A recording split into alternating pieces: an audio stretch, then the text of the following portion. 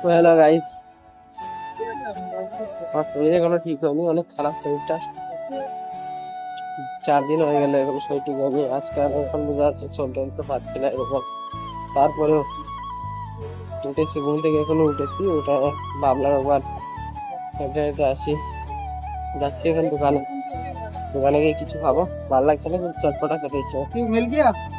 তো তো গাইস, আমি দোকান থেকে এসে গেছি, এগুলো নিয়েছি, ম্যাগি চিপস আর ডিম নিয়েছি, যে ম্যাগি বানিয়ে খাবো।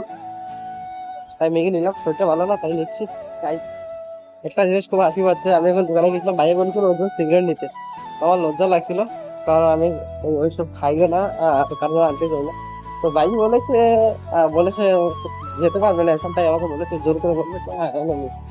এই দেখ হাতে, এটা দেখে আমার কাছে মা থাকতো আর দেখতো আমার হাতে, আমার যে হাড্ডি গুটি একদম ভেঙে নিত, হাতটা ভেঙে একদম ভিতরে ঢুকিয়ে দিত।